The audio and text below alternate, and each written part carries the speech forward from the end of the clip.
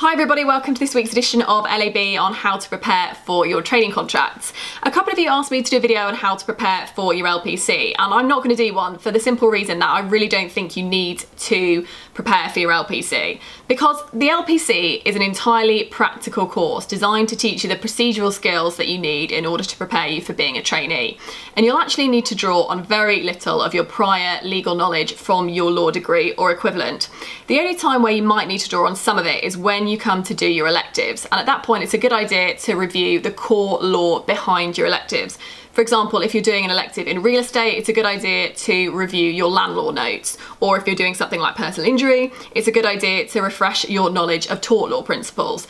But other than that, I really don't think it's a good use for your time to spend hours and hours reviewing your legal notes, because you honestly won't need to do that. I think your time now during the summer holidays is much better spent planning your application strategy and technique, networking and trying to get work experience, because once you start your LPC, the time for all of those things will be massively reduced. So this is a really good time to do all of that rather than spending it revising for your LPC. So how to prepare for your training contract. First of all, some real talk practical advice here. Do all of the things you need to do in your personal life right now, because your first seat, which will be 6 months for most of you, will be a complete whirlwind, particularly if you've been off traveling or you've been used to law school where you are not getting up at 6 in the morning and not getting back until 7 or 8 p.m. in the evening. You will find that this is a massive culture shock and you will be exhausted. So anything you want to do now, any life admin you want to do, anything around your house, any bills that need paying, any friends that you haven't seen in a long time, do it all now before your life is absorbed by your training contract. And it's also a good idea to put your friends and family on notice that you may be a little off the grid for a while you adjust to your new lifestyle. Next thing, similarly to what I said about the LPC, you really don't need to spend loads of time reviewing your legal notes or legal principles, because every firm will have a really specific way of doing everything that you will be shown, and you'll often work from precedents or examples, and there is very little point reviewing all of your LPC notes or your legal principles in detail, because the chances are that none of it will be appropriate when you actually start your training contract. The only thing that I would say is a good thing to refresh your memory on is how to use the legal research tools. So LawTel, LexisNexis, Westlaw, and most importantly PLC, Practical Law Company, particularly if you're going into corporate and commercial type training contract seats.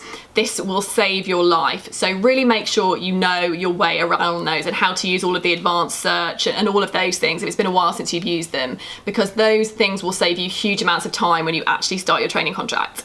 Another common misconception is that you need to go out and buy thousands of pounds worth of expensive work wardrobe. If you've never had an office job before, then chances are you don't have too much workwear, and you definitely need to buy some. But don't do what I did, which is go and buy loads of expensive Reese suits that I have, no word of a lie, never worn. They are still sat in my cupboard. I might eBay them at some point. But you need to learn how your firm operates, because every firm will be different. Some firms will be very casual, some will be very smart, and there is no point going out and spending loads of money until you know what your firm's ethos is and also what you feel comfortable in. You will find, if this is a guy, this doesn't really apply to you, you'll probably wear a suit all day. But as a girl, you will probably find that you're more comfortable in some outfits more so than others. For example, some people like wearing skirts and blouses, some people like wearing trousers. I personally really like wearing dresses. That's what I feel most comfortable in. So all those pencil skirts that I bought are a complete waste of time. So my advice would be going to a clothes shop like H&M or Mango, which sells relatively inexpensive but good quality workwear, and just buying a few outfits to start you off and see how you go for the first couple of months until you get into your groove and you know what you like to wear. Make sure you do have a couple of smart suits or smart outfits, because you may well end up going to court quite a lot as a trainee, because that's quite a common thing for a trainee to do. So make sure you are equipped to deal with court. But other than that, just buy a few mixes and matches to get you through the first couple of months. Next thing, do a little bit of research around your first department. Hopefully you should be told this a week or two in advance, and you can have a look at who your supervisor is and search the personnel in your department, because it will just make you feel at ease a little bit if you can recognise some faces and you know who people are. So you don't need to spend hours doing it, but just familiarise yourself with how many people are going to be in your department and who you're going to be working with immediately and doing work for, because it will calm you down when you start. Next piece of really important advice is know your place. You are going in as a trainee solicitor, and that is an amazing achievement. Do not detract from that. but also be aware that you are going in as a newbie at the bottom of the food chain. So be nice to absolutely everybody, whether it's the cleaner, whether it's your secretary, whether it's the support staff, whoever it is. Understand that although they may be getting paid less than you, they have a whole lot more respect than you already because they've worked for the company for longer. And the quickest way to make yourself unpopular is by acting like you're arrogant or better than anybody else. So do not act like that under any circumstances. Everybody has something to give and you have something to give everybody. So make sure you're nice to everyone and don't alienate anyone. On the flip side of that, appreciate where you want to be. You've been hired as a trainee because the recruiters and the partners in that firm have seen something in you that makes them think that you are the next partner of the future. So act like it. You are not there as a passenger, you are there to be ambitious. So think about what you want to achieve and where you want to go and build your strategy for getting there slowly. It's not going to happen overnight, but just think about your goals, where you want to be and work out how you're going to get there. Next thing, make friends with absolutely everybody. The more people you meet, the more popular you are, the more likely you are to succeed within that firm. You never know where you're going to end up. You might not even end up working or qualifying into one of the departments that you do a seat in. So the best thing you can do is meet as many people as possible and volunteer for as many activities as you possibly can, because the best way to make a good name for yourself is by being one of those people who volunteers for everything.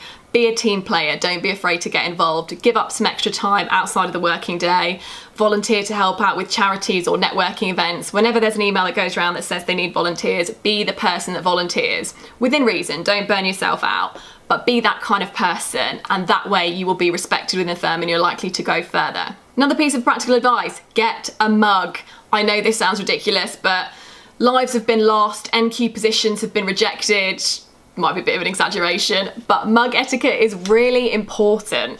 If you steal someone's mug and they find it on your desk, that is going to put you instantly out of favour. So make sure you have your own mug so there's no danger of you stealing anyone else's. Finally, just enjoy it. Every qualified solicitor will tell you that they regularly wish that they were training again and they could have that time again, because you have so much time to learn and research around your subject, so use it. You will likely have a lower chargeable time target than other solicitors within the team, and that is to allow you time to learn and read and research your subject. So use that time really wisely, because once you're qualified, you'll be expected to be an expert and you won't have time to learn all of this stuff. So really try and do as much research and learn as much as you can during your training contract, and above all, enjoy it. This is an exciting experience and you are really lucky to have this opportunity and you've worked hard for it, so make the most of it. Okay, that's all I wanted to say. I hope you guys enjoy your training contract and I hope you continue to watch, because hopefully I'll have some useful information for you even when you're already trainees. And I will be back with my next law video in a couple of weeks. Take care, guys.